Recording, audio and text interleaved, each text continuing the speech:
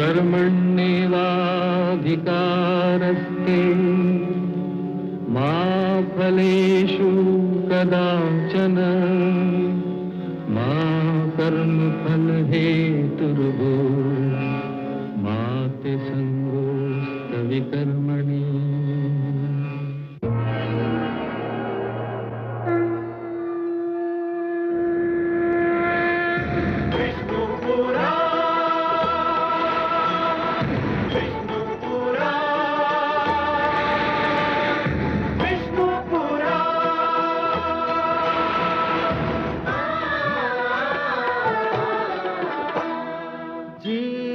ज्ञान ब्रह्म ज्ञान अथ श्री विष्णु पुराण ओम की कथा महान जय श्री विष्णु पुराण विष्णु पुराण विष्णु पुराण विष्णु पुराण प्रकटे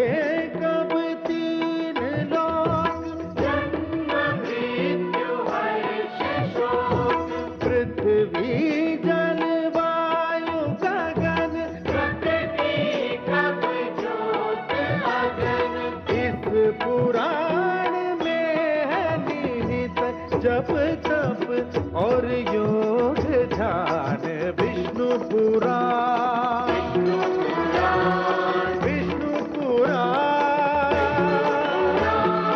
विष्णु पुराण।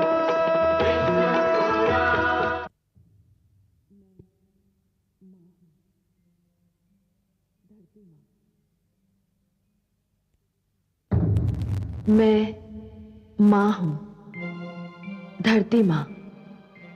श्री विष्णु भगवान ने बड़े सुंदर ढंग से महाराज मनु को यह बताया कि जीवन का क्या महत्व है और मानव का अंत संभव है, जीवन का नहीं। जीवन निरंतर चलता रहता है। परंतु जब उन्होंने महाराज मनु से यह कहा कि जीवन की रक्षा करने के लिए वे नौका पर समस्त आवश्यक सामग्री और वस्तुएं अपने साथ ले जाएं, तो मैं सोच में पड़ गई। क्या श्री विष्णु भगवान ये कहकर महाराज मनु की परीक्षा ले रहे हैं? क्या वे ये जानना चाहते हैं कि मनु किन वस्तुओं और किस सामग्री को जीवन के लिए आवश्यक समझते हैं? सुमेरु पर्वत पर महाराज मनु जो कुछ अपने साथ ले जाना चाहेंगे वो क्या होगा?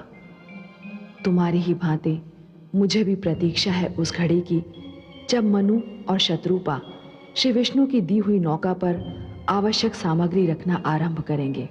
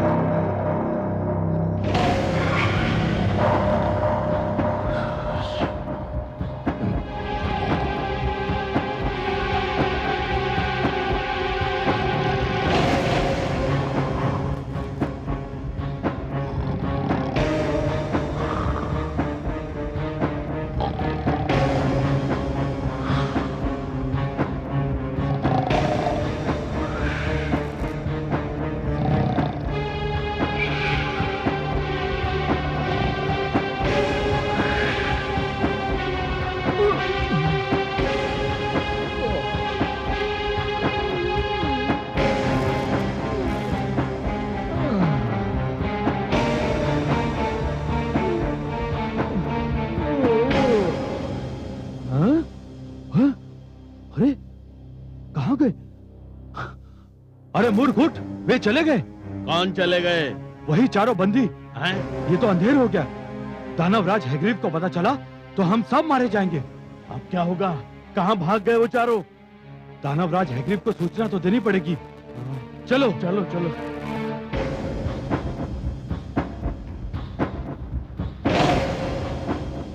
दुष्टों, मैं तुम्हारी जिह्वा खींच लूंगा। कहाँ गए वो चारों? पता नहीं दानवराज, एक क्षण को हमारी पलक झपक गई थी, बस उसी में वो कहीं भाग गए। एक क्षण?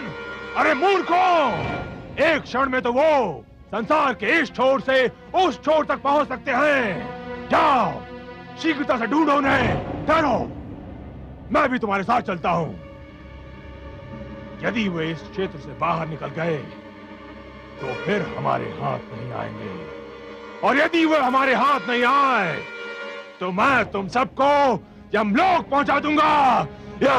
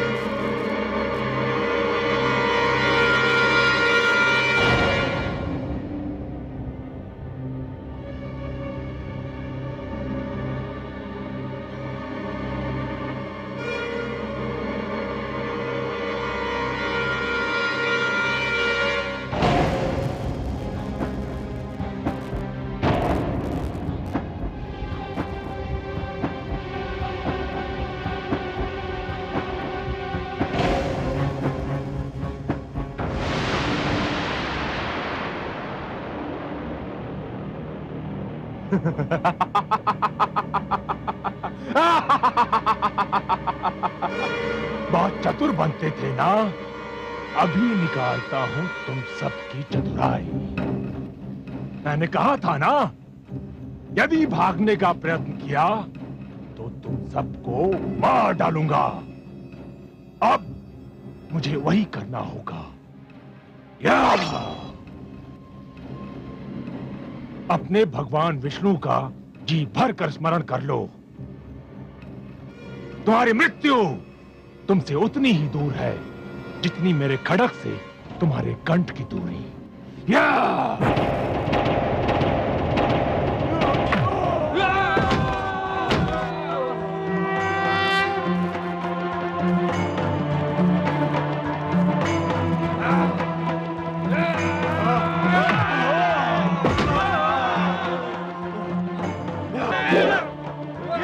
मार डालो इसे, ये जीवित न बचने पाए।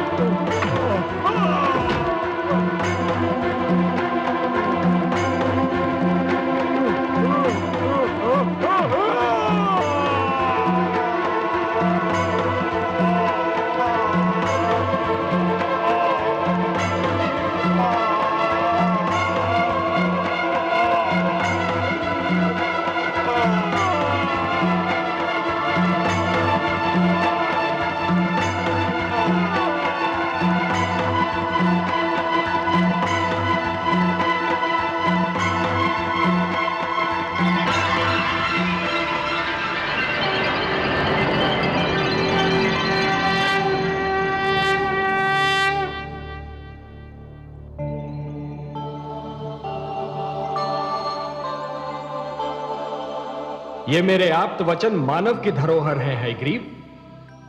ये इस अपवित्र स्थान में नहीं रह सकते और तू इनको नष्ट भी नहीं कर सकता। इनकी रक्षा करना मेरा उत्तरदायित्व है। संभवतः तुम्हें मानव तक पहुंचाने का समय अभी नहीं आया है, और जब तक वो समय नहीं आता तब तक अंधेरे में भटकते हुए मानव जीवन के लिए उजाले का संदेश बने हुए तुम मेरे ही पास रहोगे।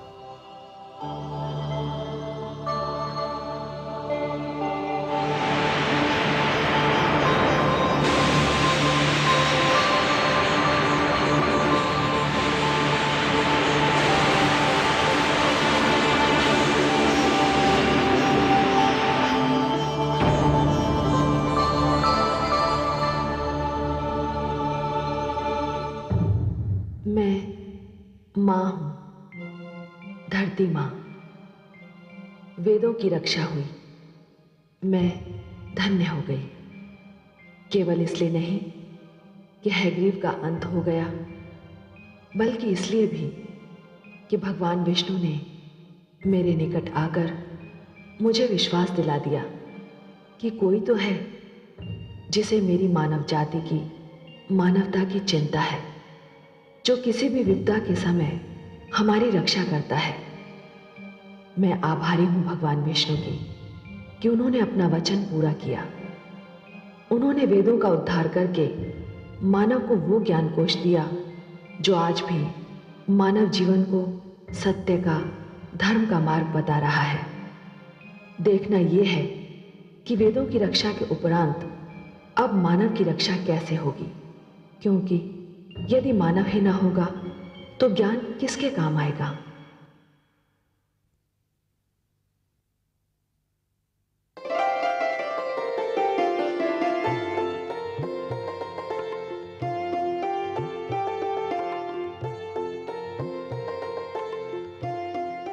स्वामी, नौका के तल में वो सभी आवश्यक वस्तुएं मैंने रख दी हैं। पौधों के बीज, पशु पक्षियों के जोड़े, जो कुछ भी यहाँ था वो सभी मैंने रख लिया है। और हाँ, कोयल की एक जोड़ी भी मैंने रख ली है। उसकी कूक मेरे मन को बहुत ही भाती है। और काग की जोड़ी, वो नहीं रखी तुमने? परंतु काग, उसकी बोली तो बहुत ही कर्कश होती है, मुझे तनिक भी नहीं सुहाती। प्रिय, प्रकृति ने हमें जो कुछ भी दिया है वो अकारण नहीं, उसकी कोई ना कोई उपयोगिता अवश्य है। कुछ वस्तुओं की उपयोगिता का ज्ञान हमें हो चुका है और कुछ वस्तुओं की उपयोगिता हमारे लिए अभी तक रहस्य बनी हुई है। हां, परंतु उनकी उपयोगिता अवश्य है। मानव मस्तिष्क का जैसे जैसे विकास होता जाएगा, ये रहस्य खुलते जाएंगे। परंतु काग की क्या उपयोगिता है स्वामी? क्यों? जब मैं कई कई दिन तपस्या करके घर लौटा तो तुम्ही ने कहा था कि तुम पहले से ही जान गई थी कि मैं आने वाला हूं। मेरे ये पूछने पर कि तुमने ये कैसे जाना, तुम ही कहती थी कि मुंडेर पर कागा बोला और तुम समझ गई कि मैं आ रहा हूं। तो काग की उपयोगिता तुम स्वयं मान चुकी हो। तब तो मुझे नौका में विषैले सर्प भी रखने होंगे स्वामी। अवश्य रखने होंगे देवी। कई ऐसे रोग हैं जिनकी औषधि विष है। क्या सर्प का विष कई रोगों की औषधि नहीं है? विषस्य विषौषधम। सुना नहीं? विष ही विष की औषधि है। हमारा कर्तव्य है कि इस जल प्लावन से जितना भी जीवन संभव हो बचा लें। वो सुंदर है या कुरूप, ये देखना हमारा कार्य नहीं। सुंदरता और कुरूपता तो हमारी दृष्टि का भेद है। तो आपका संकेत ये है कि सुखदायी वस्तुओं के साथ हमें दुखदायी वस्तुओं को भी बचाना होगा, पुष्प के साथ कांटे को भी ले जाना होगा। मेरा यही संकेत है देवी। कांटा चुभता है, दुख देता है, परंतु वही तो पुष्प की रक्षा भी करता है। रचनाकार की रचना के महत्व को समझने के लिए दृष्टि में उदारता होनी चाहिए। स्वार्थी दृष्टि मन और मस्तिष्क को छोटा बना देती है। पूर्णता के लिए आवश्यक है कि सृष्टि बहुरंगी हो, अनेकता में एकता ही तो जीवन का सौंदर्य है देवी। आप ज्ञानी हैं स्वामी। आपने मेरी आंखें खोल दी। मैं अभी अपनी भूल सुधार कर आती हूँ। ठहरो देवी, भूल का नाम लेकर तुमने मुझे भी मेरी एक भूल का स्मरण करा दिया। क्या आप भी नौका में कुछ रखना भूल गए हैं स्वामी? हाँ, मैं जीवन की सबसे बड़ी आवश्यकता को साथ लेना भूल गया हूं। किंतु क्या? मैं नौका में शिक्षा रखना भूल गया हूं। शिक्षा? हाँ देवी, हम अपने साथ शिक्षा ना ले गए तो नए जीवन, नई पीढ़ी को हम क्या भेंट देंगे? किंतु स्वामी, शिक्षा नौका में कैसे रखी जा सकती है? शिक्षा शिक्षक से मिलती है, और सृष्टि में सप्त ऋषियों से बड़े शिक्षक और कौन हैं? हमें इस जल प्लावन से जो कुछ बचाना है, उसमें शिक्षा को बचाना सबसे अधिक आवश्यक है। शिक्षा को बचाने के लिए हमें नौका पर सप्त ऋषियों को भी साथ लेना होगा। हाँ, और वे आपके भ्राता भी हैं, आपके कुटुंब के अंश और आपके परिवार के सदस्य। नहीं देवी, मैं उन्हें इसलिए नहीं बचाना चाहता कि वो मेरे भ्राता हैं। शिक्षक का महत्व परिवार के सदस्यों से अधिक होता है। मुझे सप्त ऋषियों के पास ब्रह्म क्षेत्र में जाना ही होगा। किंतु स्वामी, समय बहुत ही थोड़ा रह गया है। तुम चिंता न करो देवी, मैं उन्हें साथ लेकर सांझ तक लौट आऊंगा।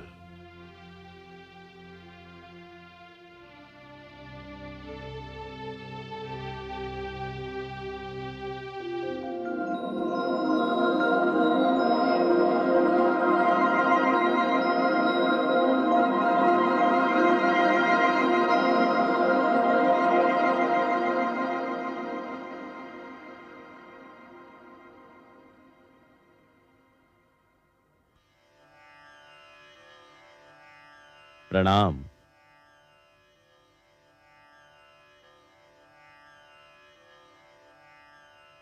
इस अचानक ऋतु परिवर्तन का कारण मेरी समझ में नहीं आ रहा है। देखते ही देखते दृश्य बदल गया है। आकाश का रंग परिवर्तित हो गया है। हे वशिष्ठ देव, हम भ्राताओं में आप ही खगोल शास्त्र के सबसे महान ज्ञाता है।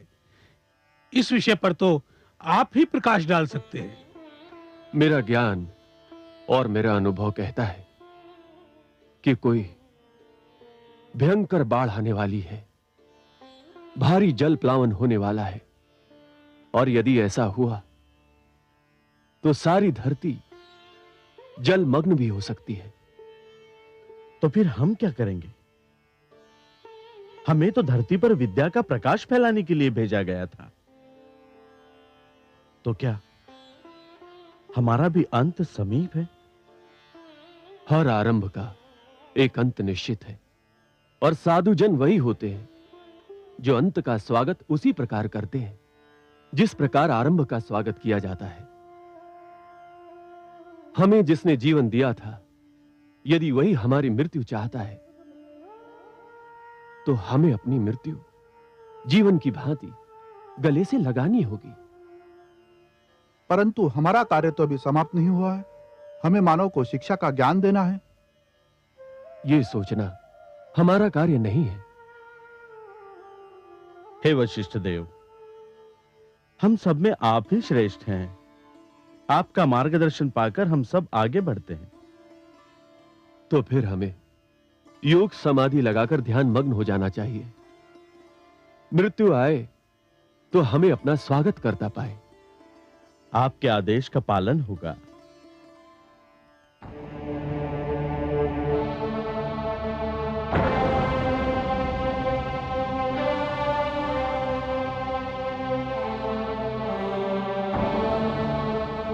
हे महान गण, अपना ध्यान तोड़िए, मुझे आपकी आवश्यकता है।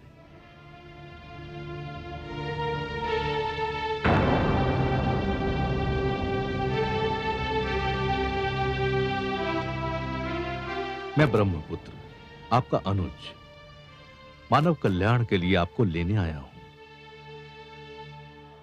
इस जल प्लावन के उपरांत जो जीवन आरंभ होगा, आप नहीं होंगे तो वो अंधकार में भटकने लगेगा। हे ऋषिगण, आपको सृष्टि में आने के उद्देश्य की पूर्ति करनी है। मानव जाति के लिए, जीवन के लिए आपका मेरे साथ चलना अनिवार्य है। आंखें खोलिए, समय हाथों से निकला जा रहा है।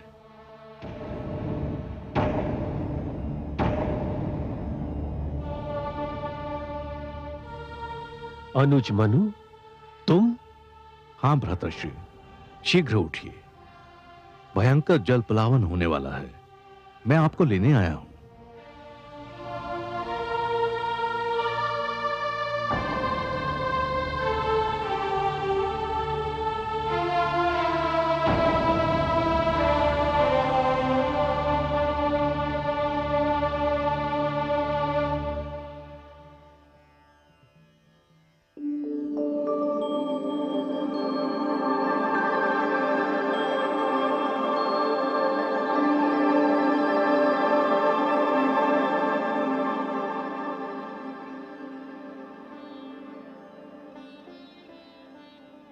देवी, धरती पर जल प्लावन का समय आ गया है।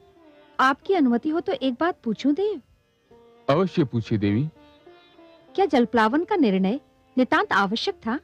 ब्रह्मा जी का उद्देश्य बहुत उच्च, बहुत महान, बहुत पवित्र है, और इस उद्देश्य की पूर्ति के लिए धरती का स्वच्छ होना अनिवार्य है। पर प्रभु, क्या इस जल प्लावन में सब कुछ डूब जाएगा?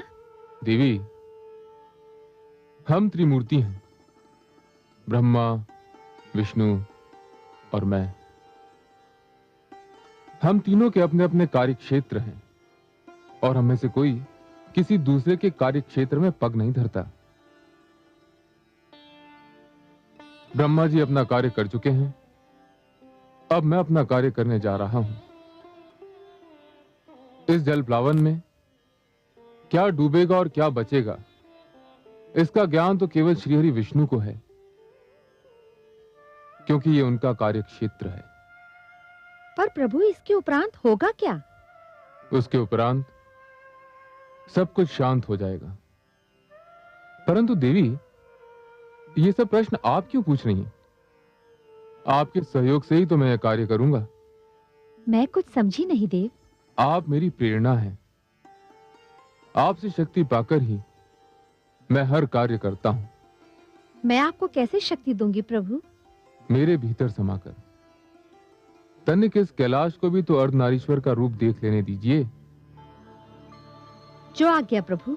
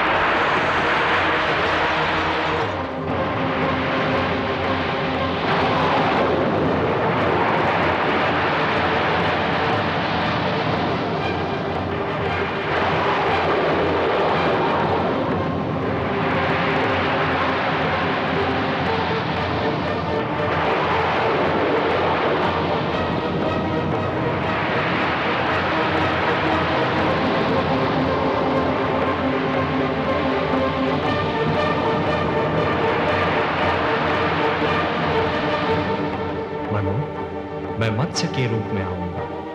तुम इस नौका को मेरे सींग से बांध देना। मैं तुम्हारी नौका को सुमेरु पर्वत पर ले जाऊंगा।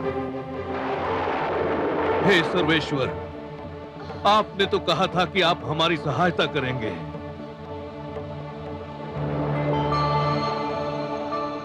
शान्ताकारं भुजगशयनं पद्मनाभं सुरेशं विश्वाधारं गगनसदृशं मेघवर्णं शुभांगं लक्ष्मीकान्तं कमलनयनं योगिभिर्ध्यानगम्यं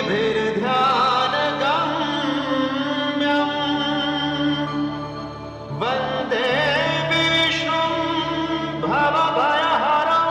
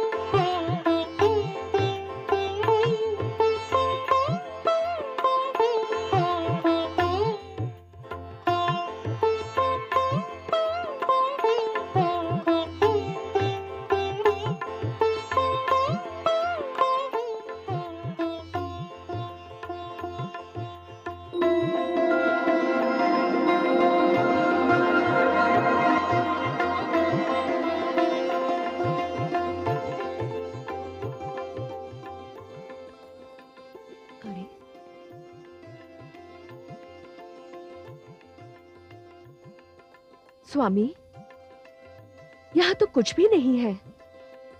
एकदम निर्जन स्थान लगता है। ऐसा मत कहो देवी, यहाँ हम हैं और यहाँ वो है जो कण कण में रमते हैं।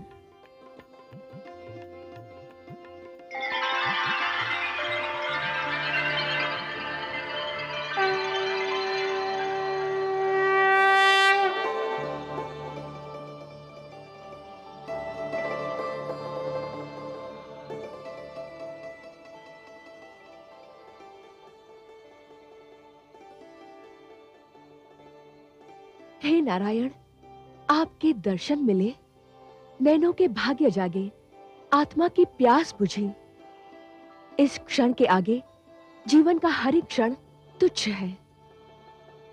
हे विश्वेश्वर, आपने जलप्लावन से हमारी रक्षा की, आपको कोटि कोटि धन्यवाद।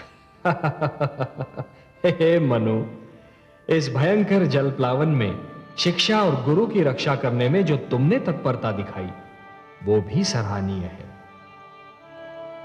तुमने मानव कल्याण के उद्देश्य के लिए साधना की, व्रत धारण किया। और हे शतरूपा, इन सब शुभ कार्यों में अपने पति का साथ देकर तुमने अपने पत्नी धर्म का पालन किया है। मैं तुम दोनों से अति प्रसन्न हूं और समस्त मानव जाति में केवल तुम दोनों को चुनने का एक विशेष कारण भी है। हे जगदीश, आप तो कारणों के कारण हैं। जो भी कारण होगा उसे केवल आप ही जानते हैं।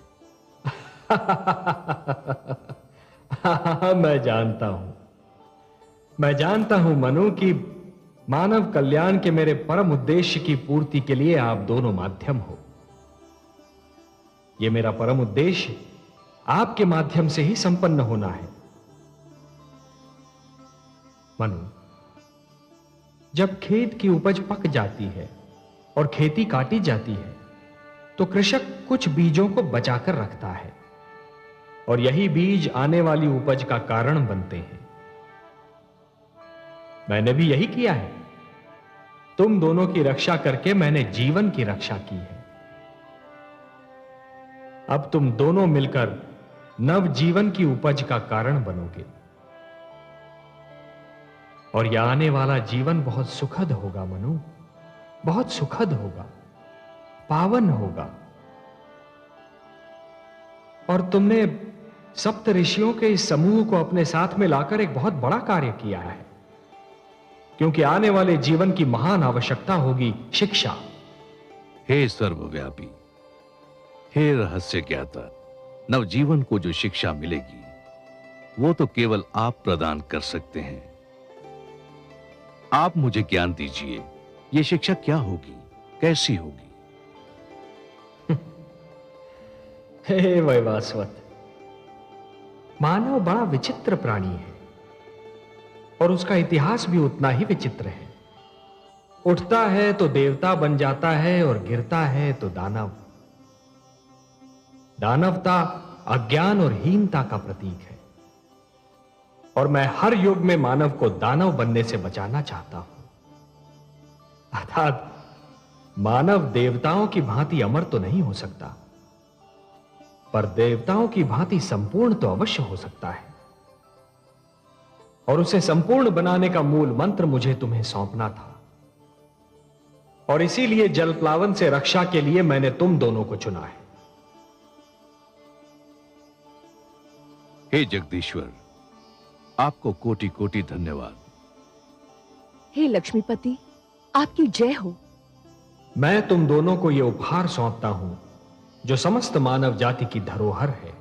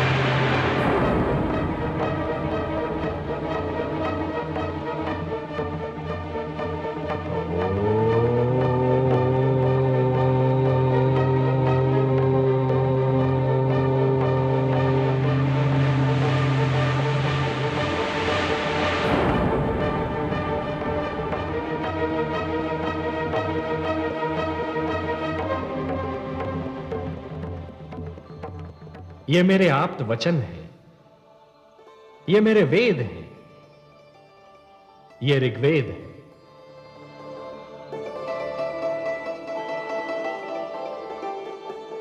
ये यजुर्वेद,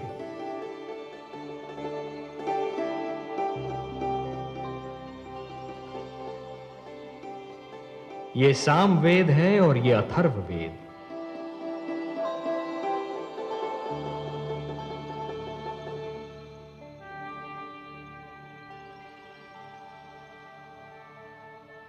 ये मेरे सबसे बड़े वरदान हैं। मानवता को ये मेरा उपहार है। ये मेरे आप्त वचन तुम्हें और तुम्हारे उपरांत आने वाली हर पीढ़ी को जीवन के नियमों का ज्ञान देंगे। कृपा हुई भगवान की, लिया मत्स्य अवतार, वेदों की रक्षा हुई, किया बड़ा उपकार। अंत हुआ हयग्रीव का, हुआ पाप का नाश, फैल गया संसार में चारों ओर प्रकाश, चारों ओर प्रकाश। जो सुने